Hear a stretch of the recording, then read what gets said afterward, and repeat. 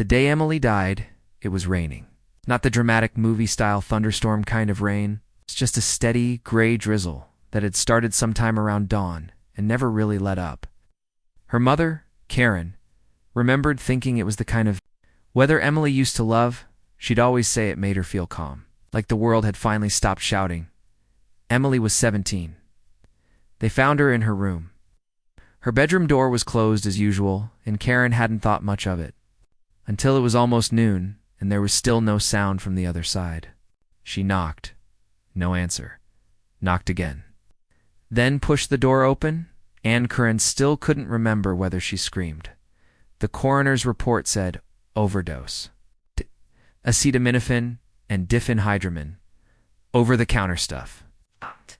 Enough to shut down her liver. There was no note. No warning. Just a quiet girl in a quiet room. The sheets neatly made around her, like she'd wanted to disappear as softly as she had lived. The police said there was no sign of foul play. Karen had sat in her living room, numb, as they told her these things.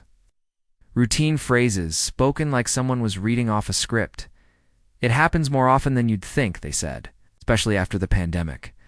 Teen depression, anxiety, social withdrawal. You did everything you could. But Karen knew her daughter, knew the shape of her silences. Knew when Emily was lost in thought versus when she was spiraling and whatever had been happening to her lately. It hadn't looked like depression. It had looked like fear. She had started sleeping with her closet light on. She flinched when the front door opened. Some nights Karen would wake up to the sound of the stairs creaking and catch Emily standing at the foot of her bed, wide-eyed, like she didn't remember walking there. Bad dream, she'd whisper, then go back to her room without another word. Karen tried to reach her. Asked gently, asked sternly, tried therapy. Emily always smiled that tight I'm fine smile and said, "It's just school stress." After the funeral, a blur of casseroles, sympathy cards, and people saying the wrong things, Karen tried to move on, or at least pretend to. She went back to work. She got through the days. But something in her refused to settle. One afternoon, 3 weeks after the burial, she found herself standing at Emily's bedroom door again. She hadn't gone in since the police had finished their report. The room had stayed exactly as it was that day. Notebooks on the desk, half-finished homework, a sweatshirt still draped over the chair. Karen stepped inside. At first it felt like stepping into a memory. The lavender scent from Emily's wall diffuser still lingered. Lights around the mirror blinked softly. A framed photo of the two of them sat on the nightstand, taken the summer before, both smiling by the lake, arms around each other. Karen sat on the edge of the bed and picked up a notebook. Most of the pages were blank. A few had scribbled. Poetry. One had a list of what looked like usernames, written in a neat column. It was only when she reached to adjust the mirror that she noticed something odd. The mirror was heavier than it looked, bulkier, not flush against the wall like most mirrors. It was framed in a way that stuck out just slightly, like there was something behind it. Curious, Karen lifted the mirror off its mounting hook. Behind it was a small, square hole cut into the drywall. Inside the hole, a small black object. Square. Blinking red light. Karen blinked. Reached in. Pulled it out, a camera tiny, battery-operated, with a small micro SD card slot. Hidden right behind where Emily's bed had been positioned. Karen stared at it in disbelief. She hadn't set it up. She'd never seen it before. Certainly hadn't said anything about installing a camera in her own room. Her hands shook as she slid the card into the adapter. She found in the kitchen drawer and plugged it into her laptop. It was full, 847 video files. Each time stamped, many just a few minutes long, some over an hour. The earliest one dated back almost 8 months. The first file opened with static, then grainy footage of Emily sitting on her bed, cross-legged, staring at the floor. She looked younger. Her hair was a little longer. She didn't seem to know the camera was there. Karen fast-forwarded another video. Emily pacing, looking toward the door every few seconds. Another. Emily crying silently, shoulders. Karen watched for hours, Each clip chipped away at her understanding of the past year. The quiet dinners, the canceled plans, the dropped grades. Oh, it wasn't school stress. It wasn't depression. It was surveillance. Someone had been watching. Emily. Someone had installed this camera, and Karen hadn't noticed. In one clip, Emily sat at her desk, typing on her laptop. After a while, she turned toward the mirror, toward the camera. Her expression was flat. Then, slowly, she got up, walked to the mirror, and whispered something. Karen leaned in, turned up the volume. "I know you're watching." Then, she walked out of frame. The next 10 videos were blank. Sound of the room, the creak of the floor. Then, in one, the bedroom door opened slowly, and a man stepped in. Karen's blood went cold. He wasn't in focus. The camera was. Loris, and the lighting poor, but she could see enough. Tall, hoodie, baseball cap. He walked toward the bed, picked something up, then walked out. The timestamp was 2:17 a.m., a Tuesday. 2 weeks before Emily died. Karen paused the video, stared at the screen. She didn't recognize the man. She watched more. In another clip, Emily was curled up under her blanket. The door opened again. This time the man stood in the doorway for over a minute. Just watching, Karen felt sick. She called the police. At first they were skeptical. Suggested maybe Emily had set it up herself so that the footage could be faked. But when they saw the man and compared timestamps to Karen's home security system, which logged door openings, they got quiet. That night Karen couldn't sleep. She opened the last video on the card.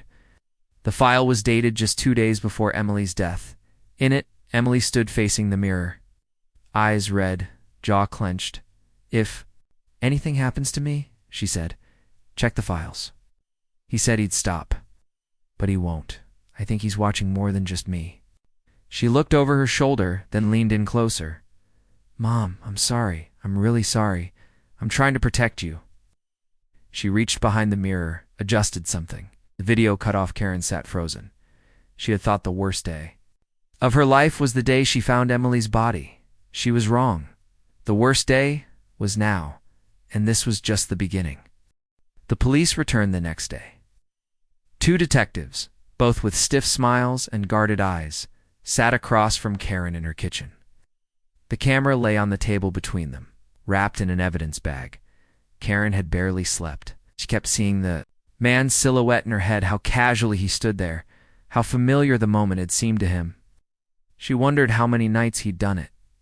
How often he'd walked into her daughter's room, just ... watched Detective Malik. The younger one asked if she recognized the man.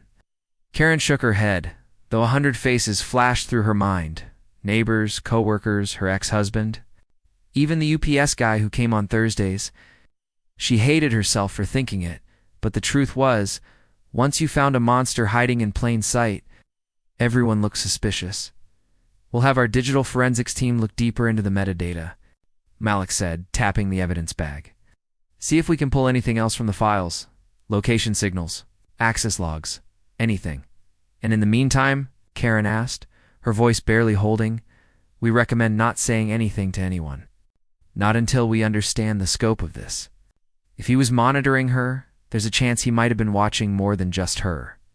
Karen felt her stomach twist, like ... other cameras. Malik and his partner exchanged a look. "You said your daughter started acting differently?" 8 months ago, the older detective asked. Karen nodded. "She became withdrawn, stopped going out, started ... I don't know, watching corners. Her closet light stayed on all night. She said she had nightmares, but ... She trailed off. We think it started then." "Whoever installed that camera had access to the room during that time." Karen blinked. "Wait, are you saying someone came into my house months ago and I never noticed?" The detectives didn't respond directly after they left. Karen sat in the silence of her kitchen, her fingers curled around her coffee cup even though the coffee had long gone cold. It was nearly noon. Emily would have been in math class around now. She hated algebra. She used to doodle in the margins of her notebook skulls, moons, little spirals. Karen stood and walked slowly to Emily's room. She'd avoided touching anything the day before, but now With the numbness gone and something sharper settling in, she started opening drawers. The top drawer of the desk had pens, pencils, a few crumpled receipts. The second drawer was mostly empty. The bottom drawer was stuck. She pulled harder. It gave way with a sudden snap, revealing a folder taped to the underside of the desk above it. Karen pulled it free. Inside were printed screenshots, chat logs, screens from what looked like Instagram or TikTok DMs, messages from usernames. Karen didn't recognize at first. They looked like typical spam. At Moonwatcher47. Hey, saw your profile. You're really pretty? Do you model? Guy, bet you'd look great in black lace. Then they became darker. At Moonwatcher47. You keep ignoring me. I know where you live, Emily. At Moonwatcher47. You think your mom can protect? You. Karen's blood ran cold. The screenshots were dated. All from the same 6-month window. More disturbing than the last. Threats. Manipulation. Photos of Emily taken from outside the house. One image showed her walking from the school. Bus, circled in red dot. Karen dropped the folder like it had burned her. She had gone to the school. She had driven Emily to therapy. She had sat next to her at dinner and not seen this. Back in the kitchen, her phone buzzed. Unknown number. No caller ID. Karen hesitated, then answered. There was silence, then a voice distorted and low. You should have. Left it alone. She froze. Who is this? The call ended. She stood there, shaking, before bolting the front and back doors, checking the windows. Every noise now sounded like footsteps. Every shadow looked like someone watching that night. Karen couldn't sleep. She opened her laptop again and started rewatching the videos from the hidden camera. It's time and order. One of the files dated 5 days before Emily's death caught her attention. Emily was lying on her bed, her face toward the camera. She spoke quietly. I know what you want, she said. I'm not giving it to you. You can threaten me all you want. I'll never let you hurt her. Karen felt her throat tighten. Her. Who was Emily protecting? Then something strange happened in the video. Emily got up and moved out of frame. A moment later, she returned holding her iPad. She sat down, placed it on her lap, and began recording a video. The camera caught her side profile. If anyone sees this, she said, I've saved everything. Screenshots, messages, GPS data. I found where the signals were bouncing from. He's closer than we think. Much closer. She looked at the camera. It's not just me. There's someone else. I think he's using our Wi-Fi to connect. Karen paused the footage. Grabbed Emily's iPad from her nightstand drawer. It had a fingerprint lock, but Karen's thumb still unlocked it. One of the emergency access features she'd set up when Emily was 14. The iPad had been wiped. No photos. No messages. No files. Just the default apps. Like it had been factory reset, she sat on the bed and stared at it, then remembered. Something Emily had once said. Nothing online ever really deletes. You just have to know where to look. Karen Googled data recovery for iPads, found a few apps. Installed one. Scanned it worked. Among the recovered files was a folder named, Don't open this unless I'm gone. Karen hesitated, then tapped it inside. 17 video files, 8 screenshots, and 1 audio recording. She played the audio. Emily's voice. He used to come in when I was asleep. I thought I was dreaming. Then I started pretending to be asleep, and ... He didn't stop. I think he thinks I don't remember. A long pause. I found one of the hidden cameras in the air vent, another behind the mirror. I think there's one in the hallway, too. Karen dropped the iPad. Air vent. She ran to the hallway and stood under the vent. It was dusty, old, but not untouched. One of the screws looked newer than the others. She pulled a chair over, climbed up, and unscrewed it. Inside was another camera, battery-powered. No wires. She called the police again. This time they came. With a warrant, over the next 2 days, they found 3 more devices, one in the vent, one behind a bookshelf, and one hidden inside a smoke detector in Karen's own bedroom. Each had memory cards. Each contained weeks' months of surveillance footage Karen had been watched too. While sleeping, dressing, talking on the phone, showering, someone had been in their home. Repeatedly undetected, the detectives started canvassing the neighborhood. They pulled logs from Karen's internet router, found strange access requests, rogue devices. Then one night, while reviewing the hallway vent camera footage, they saw something new. A man, fully visible. No hoodie, no hat, just a plain face. He looked up directly at the camera, smiled and mouthed something. Karen paused it, rewound, played again. She couldn't hear him. The words were clear. "I warned you." Karen didn't sleep that night. Even with the police monitoring her house, even with the locks changed and the windows sealed, she felt watched. Every creak of the floorboards, every hum of the fridge made her heart pound. The image of that man, the one from the hallway camera, the one who smiled and mouthed those words, looped through her mind like a curse. "I warned you." Who was he? The face didn't match anyone she knew. He wasn't a neighbor, not a coworker, not anyone from Emily's school, as far as she could remember. But something about him, the smugness in his expression, the comfort he showed in her home, made her certain this wasn't his first time inside. He knew this house. He'd probably stood in that hallway a dozen times before. Karen sat at her kitchen table as the sun came up, cradling a mug of untouched coffee. Detective Malik and his partner had left around 3 a.m. after sweeping the house one more time. They promised to send patrol cars by every few hours to have someone watching. They said this man, whoever he was, would be found. Karen didn't believe them. The recovered memory cards were being analyzed now. Everything would take time, they said. The kind of digital forensics needed to pull location data, Wi-Fi traces, GPS ping history, it all took time. But Emily had already done that work. Karen remembered her daughter's words from the iPad recording. "I found where the signals were bouncing from. He's closer than we think. Much closer." So Karen decided she wouldn't wait for the police. She went back to Emily's room and opened her laptop again. There were more recovered files on the iPad than she'd realized. One folder contained screenshots of network logs. It was all gibberish to Karen at first. MAC addresses, IPs, timestamps. But one screenshot stood out. It showed a list of connected devices to their home Wi-Fi router. Karen saw her own phone, her laptop, Emily's iPad, then two unfamiliar ones. One was labeled Nest Control, the other just said PiCam. Karen Googled them. Nest Control was a thermostat automation device. It didn't have one. PiCam was worse, a Raspberry Pi camera. Small, inexpensive, easy to hide.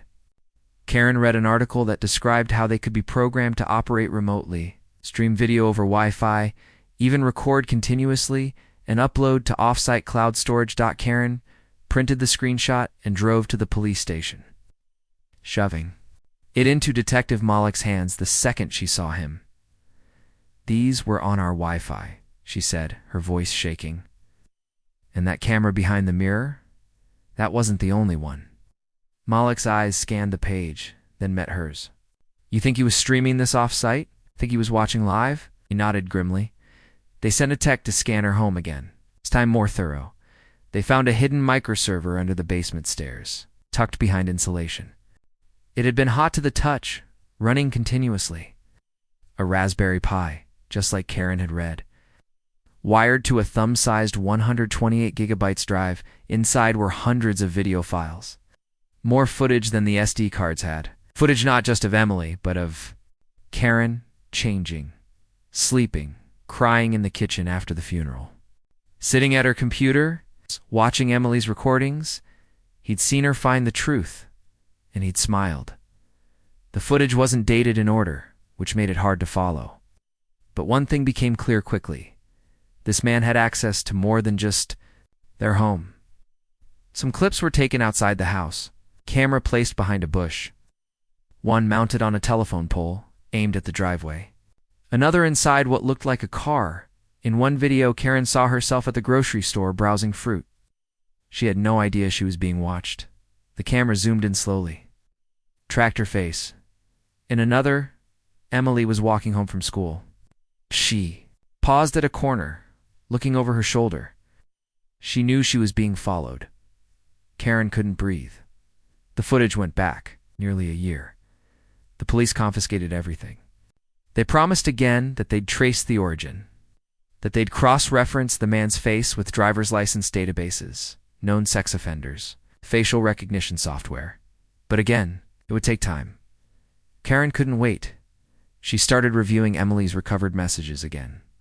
Most were with friends, casual conversations, venting about teachers or stress, but one string stood out. It was with someone named Avery. At first glance, the messages looked harmless. Avery, hey, I heard what happened. That's seriously creepy. Emily, yeah, I'm trying to keep it quiet, but I think someone's spying. Avery, you tell anyone yet? Emily, just backing stuff up for now. I don't trust anyone. Karen dug deeper. She checked the timestamps. They were from about 2 months before Emily's death. Avery's profile had no photo, no location, but something about the tone felt off. The way they asked questions. Avery, where are you backing it up? Like Dropbox? Avery, you using your mom's laptop for anything? Avery, you ever see anyone in the house when you're alone? Emily had stopped responding to them. Karen took the profile name and plugged it into a username checking site. One of those services that checks where username appears online, and there it was. Avery had accounts on multiple platforms. TikTok, Discord, Reddit, all using the same handle, Moonwatcher47. Karen felt her chest tighten. That was the same name from the threatening messages in Emily's screenshots. She called Detective Malik immediately. He was pretending to be her friend. The leak confirmed it. The IP addresses matched. The man had created the Avery persona to stay close to Emily. Even as she tried to distance herself, this wasn't random. This was someone obsessed. That night, Karen lay in bed, staring at the ceiling, her mind racing. The police were trying. But whoever this was, they were smart, cautious, hidden, and Emily had known. She'd tried to protect. Karen, that's what she'd said in the video. If anything happens to me, I'm trying to protect you. Karen whispered into the dark. Protect me from what, Emily? As if an answer, her phone buzzed. Unknown number. No caller ID.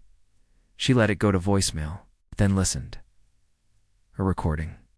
Just a few seconds, breathing, then Emily's voice, weak, quiet, recorded at some point somewhere else. He said, If I leave, I'll go after you. Karen's breath caught. Then another voice, male, low, cold. I don't lose. The voicemail ended. Karen stared at her phone. Then she understood. Emily hadn't taken her own life because she was giving up. She'd done it to buy time, to leave a trail, to stop him from reaching her mother. But the trail wasn't finished yet because there was still one file she hadn't opened. A file at the bottom of the iPad's recovered directory. It was locked with a passcode. 4 digits. Karen stared at it. Tried Emily's birthday. No luck, then her own. No, she stared at the screen then. Remembered that photo on Emily's nightstand by the lake. The day they went swimming, Emily had carved something into the dock that day. Karen, always Emily. She typed 11/23, the date they took the photo, November 23rd. The file opened. It was a screen recording. Emily had traced the IP address from the fake Avery account. Traced. The Wi-Fi pings from the hidden PICM device. She'd used a location triangulator app. The final screen on the recording was a map. A red circle, 1 street away. The man lived right there. Karen didn't move for a long time. The red dot on the map pulsed gently on her screen, sitting like a wound in the middle of her neighborhood. It was surreal, impossible, and yet undeniable. The man who had been watching her daughter, tormenting her, breaking into their home and planting cameras in their walls, lived just 1 street away. She knew the layout well. The red dot marked a house on Mayfield Lane, an older brown brick place with green shutters, surrounded by hedges that hadn't been trimmed in years. The house had always looked uninviting. She hadn't given it much thought before, except to notice that the lawn was never mowed and the blinds were always closed. She didn't know the person who lived there. No one did. A neighbor once joked it was the neighborhood ghost house. Packages piled up on the porch. No lights on. No trick-or-treaters ever went near it, but someone had been living there and they had been watching Emily. Karen sat frozen, trying to piece together what to do next. The police, she told herself. She had to call the detectives immediately. But a darker voice, quieter and stronger, rose from inside her chest. What if they take too long? What if by the time they get a warrant, he's already destroyed everything? Glanced at the clock. It was 4:12 a.m. The sky was still black, the street empty. The only sounds were the low hum of her refrigerator and the ticking of the wall clock above the pantry. Karen stood up and grabbed her keys. 10 minutes later, she was parked 1 block over, across from the house on Mayfield Lane. The curtains were drawn. There were no lights on. The mailbox was stuffed. An old sedan was parked in the driveway, covered in pollen and dust. But as she stared at the house, she felt something shift. Shape behind the curtain, fast, almost imperceptible. A movement that made her breath catch. He was inside. She didn't get out of the car. Not yet. She took a photo of the house. The address. She opened her phone and called Malik's personal number. Voicemail.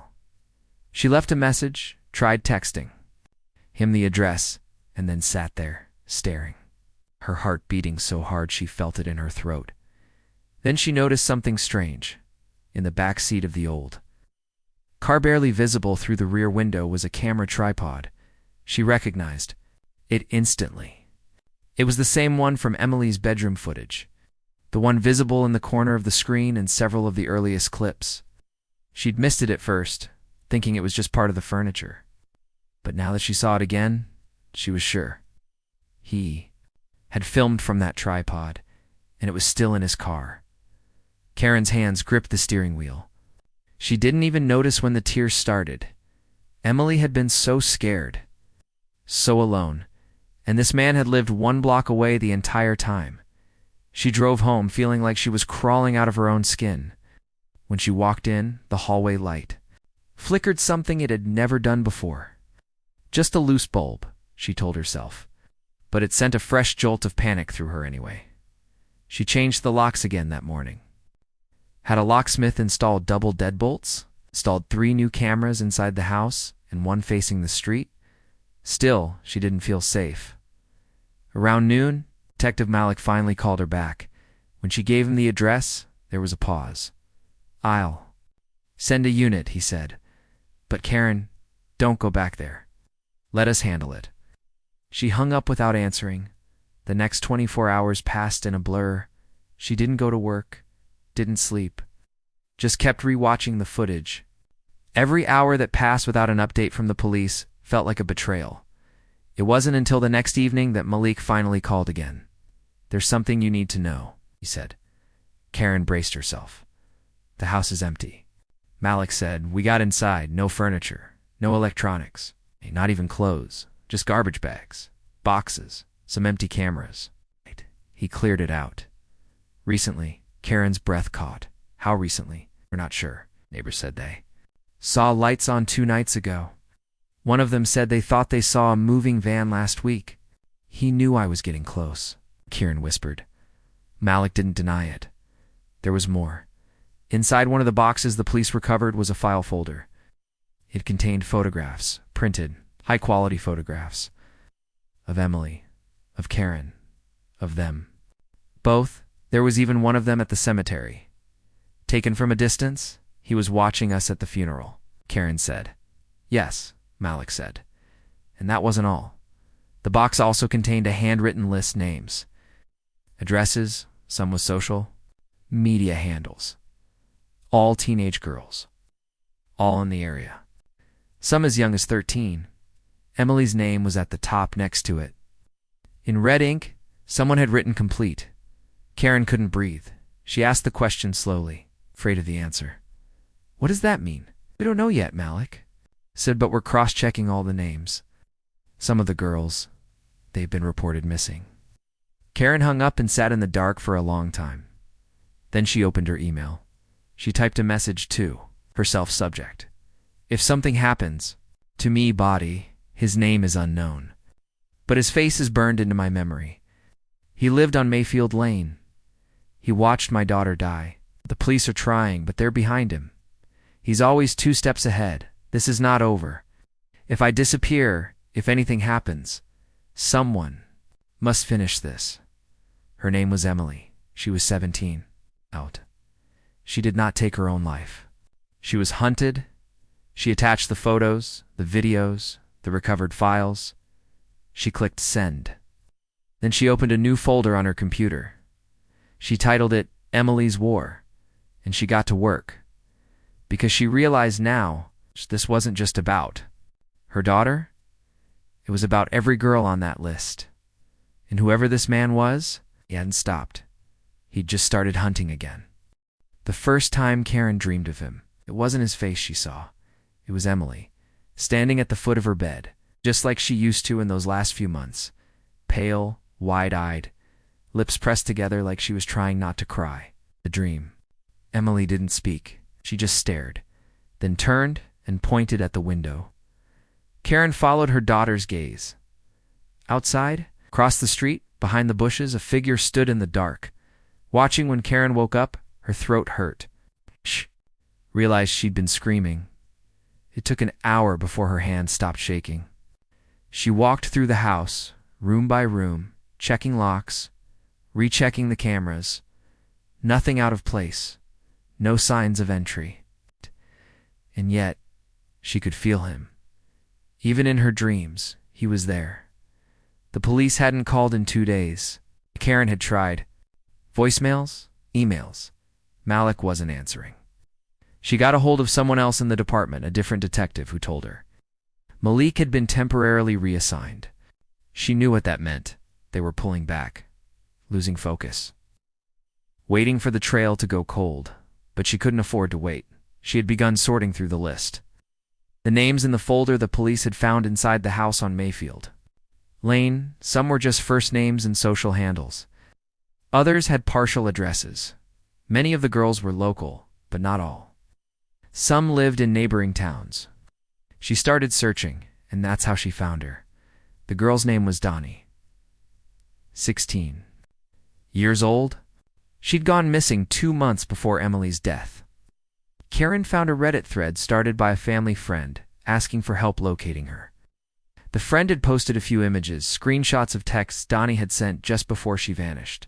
I think I'm being followed. I don't want to sound paranoid. But there's a guy in a white car. Same car like 3 days in a row. It's always parked outside school. Karen messaged the original poster, pretending to be a reporter working on a story about missing teens. She got a response the next day. The friend said Donnie had disappeared. After school one Friday, her phone had been found in a storm drain. The police chalked it up to a runaway case. No real leads.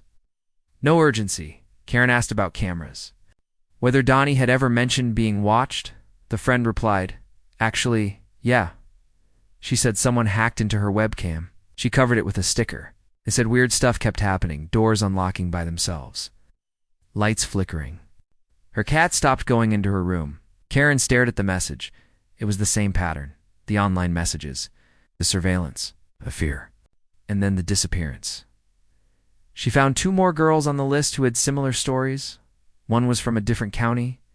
Her parents had posted on Facebook saying she'd been having mental health issues and had left behind a note, though friends said she'd been adamant just days earlier that she was being harassed online. Another was from a town just 20 minutes away. Gone. No trace. But what unsettled Karen most was one name near the bottom of the list. Madison K., age 15. Status. Pending. There was no address. No handle. Just that word. Pending. She couldn't stop thinking about it. She had a theory now. It's an awful, gnawing theory. The man wasn't just a stalker. He was a predator with a system. A sequence. He monitored them. Broke down their lives digitally and physically. Wormed into their routines. Waited. And when the control was complete, he either took them, forced them to destroy themselves. Emily had resisted. She had protected Karen, and now it was Karen's turn to protect someone else. She called in. A favor, an old friend from college who worked in cybersecurity.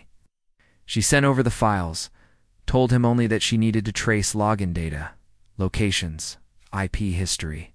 Within hours, got back to her with something she hadn't expected. The Avery account, the one that had contacted Emily and posed as a friend, had also messaged other accounts. One of them belonged to Madison K_15 on TikTok. It was still active.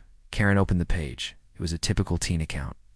Dance clips, filters, a few posts about school. The most recent one, posted just 3 days ago, was a simple selfie video. Madison looked pale, tired. There were dark circles under her eyes. The caption read, "You ever feel like you're being watched?" Lol. Karen's blood ran cold. She tried to message the girl. No reply. She tried to comment. Her comment disappeared within seconds. Shadow banned or blocked. She took a screenshot and sent it to her cyber friend. Again. "You trace her?" 2 hours later, yet an address. Karen didn't call the police. She wasn't even sure why. Maybe she didn't trust they'd act fast enough. Maybe she was scared they'd dismiss it the way they had with Emily. Or maybe she'd already crossed the line. Between mother and something else, something sharper. Something that couldn't wait anymore. The house was 20 minutes away. Quiet suburb. When she got there, it was already dark. She parked across the street and watched, just like he had done. Lights were on in the upstairs bedroom, Karen saw. A figure passed by a girl, alone. She checked the license plate on the driveway. It didn't match the one from the Mayfield Lane house. But that didn't mean anything. He could have multiple vehicles. Karen sat in her car, staring, waiting, heart hammering in her ears. Then, suddenly, the upstairs lights flickered. Not just off, but a strange mechanical flicker, like a system glitch, just like the hallway. Lighted her house, then the girl's silhouette appeared again, this time at the window. She stood there for a moment, and Karen saw her lift her phone. Like she was recording something outside, Karen opened her car door and ran. She didn't have a plan, she just knew. She couldn't lose another girl. She pounded on the front door, rang the bell, no answer.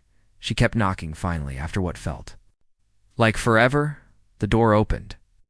A woman, probably in her late 30s, looked out, confused, wary. "Can I help you?" she asked. Karen glanced over her shoulder, then back. "Hey, please." "I need to speak to Madison." "I'm her mother. Who are you?" Karen hesitated. "Your daughter's in danger. Please, just listen to me." The woman moved to close the door. "I'm calling the police. She's being watched," Karen said quickly. "By someone. He's done this before. He watched my daughter. He killed her." That stopped the woman cold. Karen saw the color drain from her face. Then behind her, a voice. "Mom, what's going on?" Madison appeared at the top of the stairs, barefoot in oversized pajamas. Her voice was groggy. Karen looked up at her. "Have you been getting weird messages online? Someone pretending to be your friend?" Madison blinked. "How do you know that?" Karen stepped inside. By the time the police arrived, Madison had shown them her phone. The messages. The strange DMS. The camera in her vent Karen had insisted they check was real. So was the strange app on her smart TV that kept turning on by itself. They opened a case. Took statements. Promised protection. But Karen knew what would happen next. He would run again. The police didn't have enough. Not yet. But she did.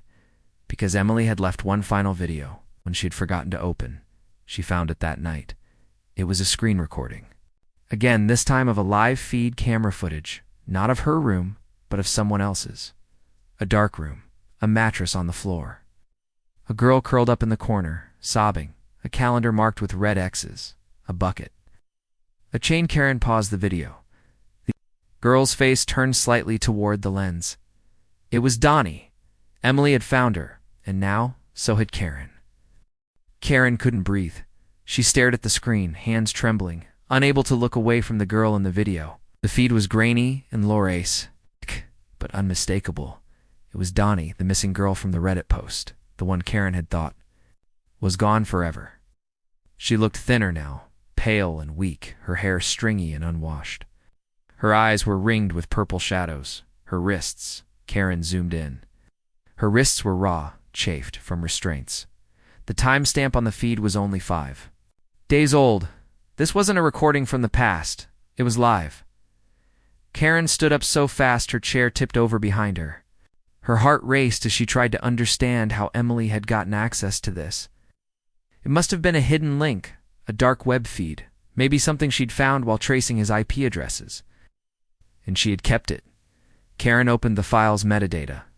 There was a string of characters at the top, a URL. It was masked and encrypted. But she copied it into her browser and added a VPN, just in case. The feed loaded again. Same room. Same girl, same red calendar on the wall. This time, Donnie was asleep. Karen recorded her own screen, then backed it up twice. She didn't know how long the feed would be live, or if he would realize she'd found it. She called the police again this time. They listened. The officer on the line patched her through to a special task force. Karen forwarded the link, the screen recording, the metadata. Within minutes, they were triangulating server hosts and tracing the IP path. While they worked, Karen did too. She combed through everything Emily had left her, the logs, the pings, the location traces. One name kept popping up in connection to the masked server address, bear_CTRL. It was an alias used across multiple encrypted forums. She checked screenshots Emily had saved from underground boards. Some posts from bear_CTRL were bragging, vague, sickening messages about control. Discipline, turning noise into silence. In one thread he wrote, "It's like tuning a radio. First they scream, then they beg. Then, one day, they're quiet. That's how you know you've won." Karen wanted to scream. The comments were time-stamped. One was posted 2 days after Emily died. He had celebrated her death, and now he was doing it again. With Donnie, she opened Emily's notes again, praying she had missed something, some last clue. There was one folder Karen hadn't touched yet. It was labeled CTRL. Inside, there were audio clips. Karen clicked the first one. Emily's voice. "He calls it the room. I think it's underground. He said no one would ever hear me." Another clip. "I faked crying one night. He stood outside the door for 20 minutes. I recorded his footsteps. I matched them to the ones in Mom's hallway. Same pattern, same limp." A limp. Karen paused. She scrolled back through the hallway footage and found him again, the man with the smug smile. She slowed the video. He watched his stride. He was dragging one foot slightly. Emily had noticed. Of course she had. Karen played the final audio clip. It was only 10 seconds long. A voice, distorted, recorded through the mirror camera, said, "You're not special, Emily. I've done this before. I'll do it again. You were just another number." Karen closed the laptop and stared at the wall. He thought she was just another number. He didn't know her, didn't know her strength, her intelligence, her endurance, didn't know that she'd left behind a map, that she'd infected his system like a virus, quietly, silently, and now, even after death, she was dragging him into the light. Karen's phone rang. "No number," she answered. "This is Agent Ross, FBI Cybercrimes Division. We're tracking the feed. Your information's confirmed. This isn't pre-recorded. We believe the location is in state, possibly within 50 miles of your residence." Karen's mouth went dry. "Where?" "We're narrowing it down. There are signal relays bouncing between locations, likely to throw off tracking. But one of the IP hops hits a property in," he paused, "Clearwater Township. Does that mean anything to you?" Karen's stomach flipped. Clearwater Township was where her ex-husband lived. She hadn't spoken to him in 2 years. Not since the custody court battle when Emily was 13. He'd been bitter, distant. He'd moved out of state for a while, then back without warning, never reached out again. Emily refused to speak to him, but Clearwater, she remembered now. That was where he'd inherited some old property from his uncle. A cabin. Off-dash grid. Karen whispered, "I know the place." She offered to take them. The FBI declined. It's too dangerous. But they had what they needed. The next 10 hours moved in slow motion. Karen was told to stay by her phone. The team would handle the raid. Around 3:40 a.m., her phone buzzed. One text from Malik, who had been reinstated on the case. "We found her. Alive, Karen." Collapsed to her knees. Donnie was taken to a hospital. The man, her captor, had escaped through a storm drain system. Left behind a computer, tools, chains, food packets, recording equipment, hard drives, and a sleeping mat. He'd planned for escape, planned for everything, but Emily had still beaten him. She had traced him left bread. So, she had known he would take someone else and had worked, even in her last days. To stop him, Karen was allowed to visit Donnie in the hospital the next day.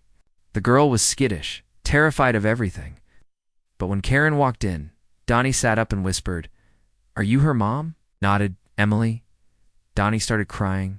"She talked about you, said you made pancakes on Sundays." Karen held her hand. The next few days were chaos. News stories. National headlines. Teen girl found alive in underground bunker. Surveillance predator at large. Bravery of dead teen led to rescue. Karen gave interviews. She showed them the files. Emily's notes. The videos. The story went viral. People started recognizing the man's face from the hallway footage. Tips poured in. And then one day a woman in Georgia called the tip line. She said a man with a limp had moved into the unit across from hers 3 weeks ago. Different name. Same face. The FBI raided the apartment. He wasn't there, but his computer was. And on it were dozens of folders, each with a different girl's name, including Emily, Donnie, and Karen. Inside the Karen. The final straw was the photo of Karen asleep. The cemetery. It wasn't a grainy, zoomed-in shot from outside a window. It was clear. One from the night she visited Madison's house, taken from just a few feet away inside her bedroom. She was curled on her side. She was watching him back, blanket half pulled over her shoulder. The dim blue glow of her nightstand, clot casting shadows over her face. Her mouth slightly open, completely unaware. The time stamp. 3 nights ago. That was after the FBI raid. After Donnie had been rescued. After the case had gone national, he'd come back. Karen sat at the edge of her bed staring at the printout. Unable to move, Malik had delivered it himself, hands tight around the evidence folder, his voice low. This was found in a hidden subfolder on his laptop, encrypted. "We only cracked it last night." Karen hadn't said anything, not at first, just nodded. Took the folder. And sat like she was frozen in time. He had been in her house again after. Everything. Malik stayed for nearly an hour. Gave her the details. They were working with agencies across 3 states. Airports were on alert. So were rail stations. His identity had finally been confirmed thanks to a tip, a match with a photo from 10 years ago. Tied to a cyberstalking case that had quietly disappeared. His real name was Brian Nathan Cole. 30-9. Former IT contractor, fired from 3 separate firms. One sealed charge of aggravated trespassing in Oregon, a dismissed harassment case in Idaho. Nothing that had ever stuck. Nothing that had ever followed him until now. The most chilling detail, he had never been officially convicted of anything. Everything he'd done, every girl he'd stalked, every camera he'd planted, every life he'd wormed into had been just below the threshold of consequence. Until Emily, and now. Karen, after Malik left, Karen locked every window. Checked every camera. She considered staying somewhere else. A hotel? A relative's place? Anywhere. But she knew what that would mean. Running. And she wasn't running anymore. He wanted her afraid, wanted her to break. She wouldn't give him the satisfaction that night she didn't sleep. She spent the hours combing through Brian Cole's digital trail. Using the FBI's cleared access to the files, she began to map his aliases. Hundreds of them. He'd embedded himself into teen forums, support groups, game chats, pretending to be boys, girls, guidance counselors, even mothers. In several conversations, he offered advice to struggling teens. Said he understood. Said you don't have to tell anyone else. Just talk to me. Lured. Waited. Then offered to help them escape. He was more than a predator. He was a manipulator. A builder of false safety. Karen's hands trembled as she printed everything. She needed to see it all, needed to own it. Each file, each message, each lie. But then, she saw something new in a buried folder labeled ORED. It was a short clip. Karen clicked it. The screen opened to darkness. Then, a whisper. A girl's voice. "I'm not dead." Karen froze. The voice was familiar. Not Donnie, not Madison. It was Emily. The clip ended there. Karen played it again. Same whisper. Same voice. "I'm not dead." It didn't make sense. The timestamp was dated 2 weeks ago, after the funeral, after the autopsy, after the burial. Impossible? A fake? An edited clip? Some kind of twisted recording he'd manipulated? Or was it? Karen looked up from the screen, her mind racing. What if somehow Emily hadn't died that night? What if what she saw, the body in the bed, the police, the autopsy, what if it had all been orchestrated? But no, she remembered touching her, holding her. The coldness of her daughter's skin, the stillness. There was no way, right? She reopened the clip's MATA. It had GPS coordinates. Attached, Karen copied them into a map search. The result made her stomach drop. The coordinates pointed to an abandoned hospital on the outskirts of a rural town 3 hours away. Formerly, St. Venera Psychiatric Institute. Closed since 2009, known locally as the Halls. She'd heard of it before. An urban explorer hotspot, rumored to be haunted, steeled after asbestos violations and multiple injuries. And now, apparently, the origin point of a recording that said, "I'm not dead." She called Malik immediately. He answered this time.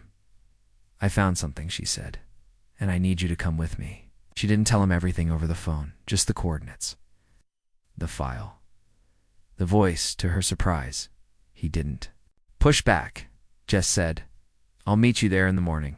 Karen packed a flashlight, boots, a backup charger, gloves, and a hard copy of the map. She didn't tell anyone else where she was going. Only left a note on her desk at home. "If I don't come back, go to St. Venera. Bring light. Bring backup. Tell them Emily was right. She didn't sleep that night." They met just after dawn in a gravel lot beside the crumbling building. Malik wore a bulletproof vest under his coat. 2 other agents came with him. No sirens, no backup. Stealth only. The building loomed above them like a corpse frozen in the act of collapse. Windows shattered. Vines clawing at brick walls. The entrance sagging with rust. They pried open a side door. Inside, the smell of mildew and rot hit like a punch. Karen gagged. Used a scarf to cover her mouth. The team swept room by room. Each floor felt worse than the last. Peeling wallpaper. Rusted gurneys, smashed porcelain sinks. Then they reached the basement. It was locked with a steel door.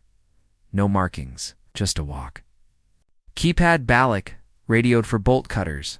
Karen stepped forward. "The code," she said slowly. "Try 1123. The date of the lake photo. The passcode Emily had used on the iPad folder. Malik stared at her. "You think? Just try it."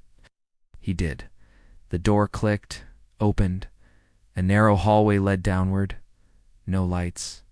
Only the sound of their footsteps echoing off tile and concrete. They reached the bottom. A red bulb glowed at the end of the corridor. Karen pushed forward first. She felt Malik's hand on her shoulder, holding her back, but she shook him off. She rounded the corner, stopped, and saw it.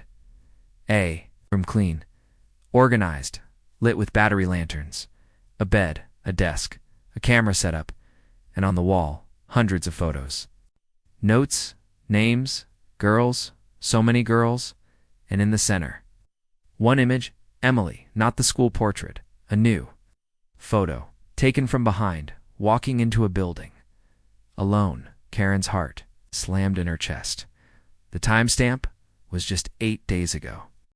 For a moment, no one moved. Karen stood there, frozen, her brain refusing to process what her eyes were seeing. The photo on the wall, Emily, her Emily, walking into some kind of structure, back turned, head down. She wore a gray hoodie. jeans, a backpack. The timestamp was recent, days ago. And it wasn't from a camera hidden in a mirror. It was outside, natural light, caught from a distance, like surveillance, only not of a victim. Malik stepped past her and examined the wall. "This doesn't make sense," he said. Karen didn't answer, because deep down, in that dark, tangled place she'd been trying to keep locked away, it did make sense. Or at least, something started to make sense. The note, the whisper in. The video, "I'm not dead," the way Emily had always seemed 2 steps ahead. The way she'd planned, organized, hidden things in layers no adult had even thought to look. She wasn't just reacting to being watched, she was watching back. Karen moved toward the bed. There was a notebook on it, black leather. Zipped closed, she picked it up, hands trembling, and opened it. The handwriting inside was unmistakable. Emily's dated, organized, clean.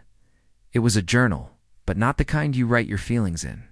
This was strategic, tactical, a log of events, times, names, online handles, observations day. 3. He logged in at 2:14 a.m. I was already pretending to be asleep. Sounded like he moved something behind the mirror. "I'll check it tomorrow when Mom's at work." Day 17. He followed me home today. Didn't even try to hide it. I made sure to pass the gas station so I'd be on camera. Day 29. Found another girl online. Username, Shrinatoke. This might be another target. She said someone keeps messaging her with her home address. Karen flipped. Head day 94. I think he suspects I know. He tried to talk to me. Said, "I bet your mom doesn't know what you really do at night." I told him I wasn't scared. Was a lie. Day 115. Backup complete. All files hidden across 3 cloud accounts. Emergency note sent to draft email. Trigger will go out if I don't log in for 72 hours. Karen's breath caught. Day 137. I saw him watching. "Mom, day 139. I'm going to do it tomorrow." That's where the entry stopped. Karen sat down on the edge of the bed, notebook still open. In her lap, "I think she faked it," she whispered. Malik turned. "What?" Karen looked up at him. "I think she faked her death." It sounded insane. Except it didn't. Not with this. Not with the notebook in her hands. Malik looked at the others. One of the agents began flipping through the photos on the wall. Several were clearly from months ago. Some, like the one of Emily entering a building, were new. Recent. "Do we know where this was taken?" Karen asked, tapping the photo. One of the agents squinted. "Might be the Milner district. That mural on the wall, I've seen it before." They pulled up city camera feeds. They had to go through a dozen intersections before finding a match. But finally, there it was. The mural, the corner, the date. And the camera had a wider angle than the photo on the wall, because the photo had been cropped. The uncropped version showed something else. Karen, in the background, standing across the street, holding a grocery bag. "Oh my God," she whispered. "I was there." She remembered that day it had been raining. She'd stopped by a specialty market after work to pick up tea. Remembered fumbling with her keys and dropping the receipt. She had never seen Emily. But Emily had seen her. The angle, the timing. The photo had been taken seconds before Karen had looked up. Emily must have hidden. And if she'd been there that day, that meant she was alive and watching. The wall wasn't a killer's trophy. It was a map, a message. For Karen, she's trying to finish it. Malik said slowly. She went underground to track him. Karen looked up. She's alone. Don't know that. No, Karen said. We do. She's alone. 'Cause if she wasn't, she'd have told me. She stood up. I'm going to find her. The agents protested, of course. Said they needed more time. That they were all ready. Setting up a citywide facial recognition sweep. That they'd pull bank records, surveillance footage, cross-reference locations, scrub dark web forums. Karen listened and then drove to the Milner district herself. She parked where the photo had been taken. It was early evening, the sky heavy. With clouds, she looked around, nothing. Then she walked to the alley behind the mural. There were 5 doors. all unmarked. One was boarded up. Another had a keypad lock. She remembered the number. Tried it. Click. The door opened. It led into a stairwell. Concrete. Dusty smelled. Like mold and cleaning supplies. She stepped down slowly. Halfway down, the motion light flickered on. Karen raised her hand. Emily. She called softly, no answer. She reached the bottom. Another door. It's one slightly ajar. Karen pushed it open. Inside, a makeshift command center. Laptop monitor. Cables, paper, maps, and standing at the far end of the room. Wearing the same hoodie, same jeans, same backpack from the photo, was Emily. She turned, looked at Karen, and for a long second, neither of them said anything. Then Emily's eyes filled with tears. "I'm sorry," she whispered. Karen didn't speak. She walked forward, reached out, and pulled her daughter into her arms. "I thought I lost you," she said, voice breaking. Emily shook her head. "I couldn't let him win." Karen held on tightly, like if she let go, Emily would vanish again. Her daughter's shoulders were thinner, her hair longer, her body stiff with tension that hadn't eased in months. But she was real, alive, warm, solid, I thought. Karen's voice cracked. "I thought I buried you." Emily didn't pull away. "You did?" she said quietly. "Or at least you thought you did." Karen took a step back, tears flooding her eyes. "How? How is this even possible?" Emily didn't answer right away. Instead, she turned and walked deeper into the makeshift hideout. It wasn't just a room, it was a network. Karen looked. Around 3 laptops, 2 burner phones, a folding whiteboard covered in red string and names. Surveillance footage paused on a monitor, security cam loops, street corners, license plate snapshots. It wasn't the lair of a victim. It was a war room. Emily turned to face her again. "Do you remember the night I told you not to come into? My room after 10? Karen blinked. "What?" "It was about 4 months before.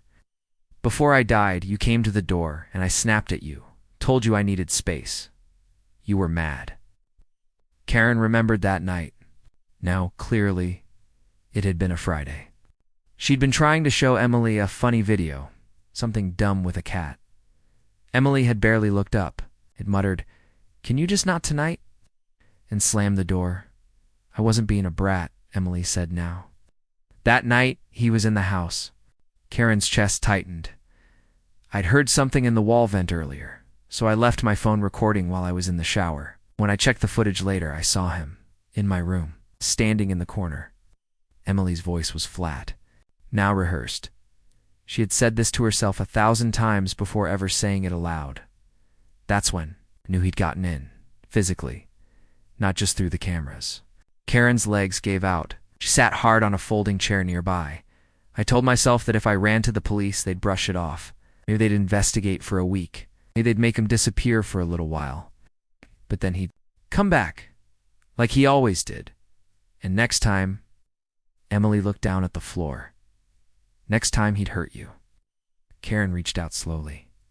"You should have come to me. I couldn't. I knew how to hide. He taught me that without realizing.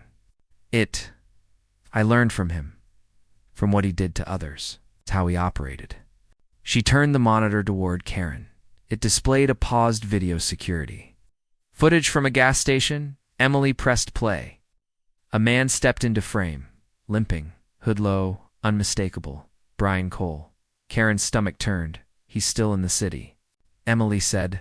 He ditched the aliases and dropped off all the public channels. But I cracked a burner number he was using through a fake pizza delivery app. He bought burner phones, prepaid cards. Traced those to this gas station. 46 hours ago. Karen looked at her, stunned. "How long have you been tracking him?" "Since before you found the hidden camera. I knew I couldn't win in the light. He always moved in the dark, so I had to disappear." Karen closed her eyes. "Emily, I mourned you. I buried you." Emily nodded. "It wasn't supposed to go that far. The original plan was to vanish, disappear off the grid, fake enough of a breakdown that you'd send me away. somewhere safe. I had an old social worker's credentials and a contact in foster placement who owed a favor. I was going to switch identities and go deep. Kieran stared. But Brian got sloppy, Emily continued. He tried to accelerate things, threatened me directly. I realized he wasn't going to stop unless someone ended him. Karen looked at her daughter, standing tall in that dim room with worn-out boots and bloodshot eyes, and saw someone completely changed.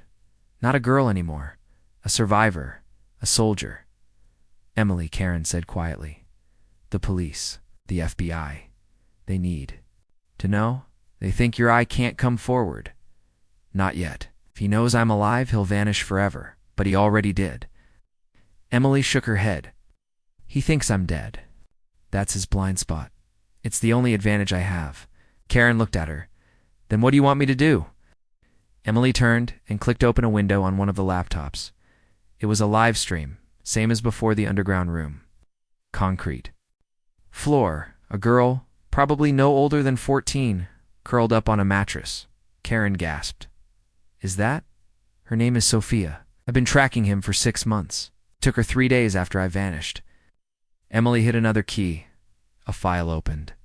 GPS data, relays, cell tower triangulation, all pointing to a cabin deep in the forest west of the city.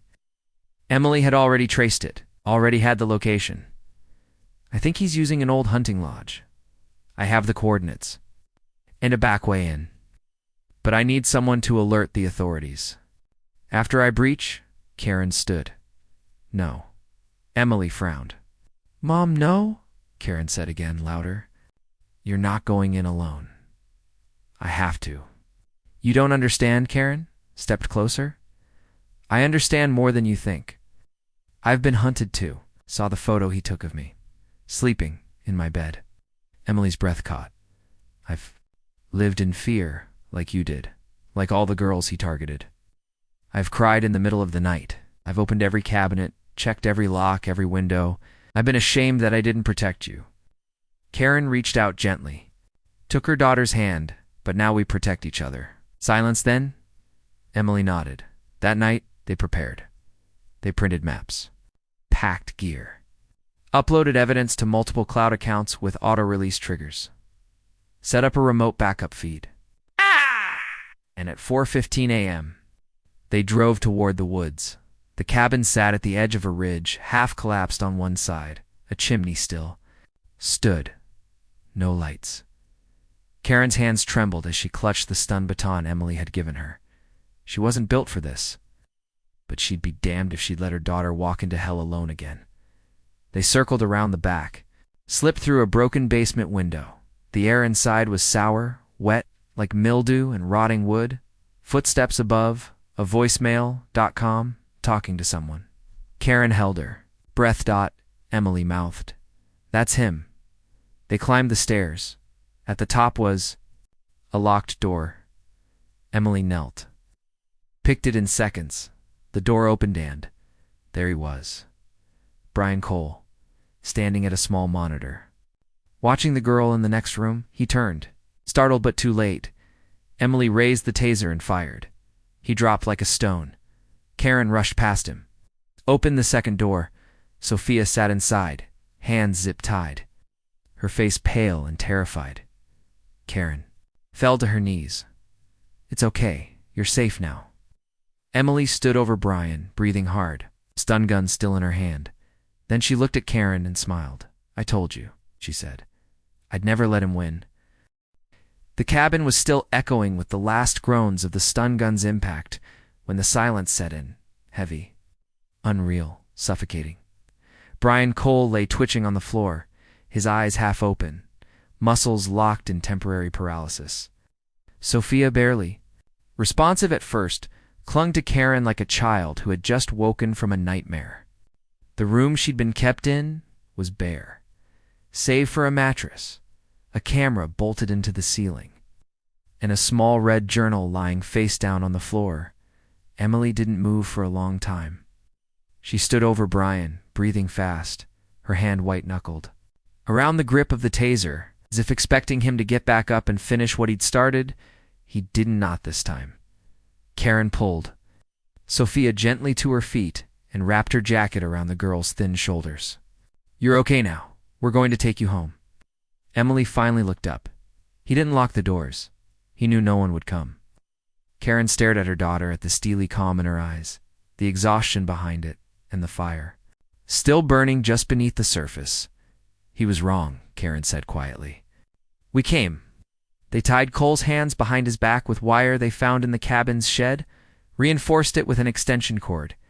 He groaned as he stirred, but made no move to speak. "Not yet, Karen," called Malik. "Send everything," she said. "Coordinates?" "Proof. He's here. We have him." When the line clicked dead, she looked at Brian and realized something terrifying. He was smiling. It was faint, a small twitch at the corner of his mouth, but unmistakable. Karen stepped back. "What?" she asked. "What's funny?" Brian didn't answer, just rolled onto his side, chuckling softly. Emily's voice cut through the room. "You lost." "No," Brian whispered, barely audible. "You just delayed me." Karen felt ice in her veins. "What does that mean?" Went one eye. "You think this ends with me?" Emily stepped forward. "You were alone. Always were." Brian shook his head. "You have no idea what you stepped into." Karen crouched beside him. "Who else is there?" He smiled again and then bit down. "Hard, Karen." Heard a soft crunch, like a tooth breaking. Then he began to seize. Emily lunged. "He's got a capsule." Karen pulled his jaw open. Blood. Foam too late. He convulsed twice, then stopped. Emily stood back, breath ragged, staring down at the man who had stalked her, tormented her, driven her underground. He was dead, just like that. Not by their hand, but by his own. He'd made sure to control the end. 2. Karen sat beside him, heart pounding, trying to make sense of it. Sophia whimpered behind them. It took nearly an hour for the authorities to arrive. FBI agents, local police, forensics, an ambulance for Sophia. They flooded the property like ants, cordoning off the area, documenting everything. Malik was the first through the door. He saw Karen and froze. "You found her?" he whispered. Karen nodded. She found him.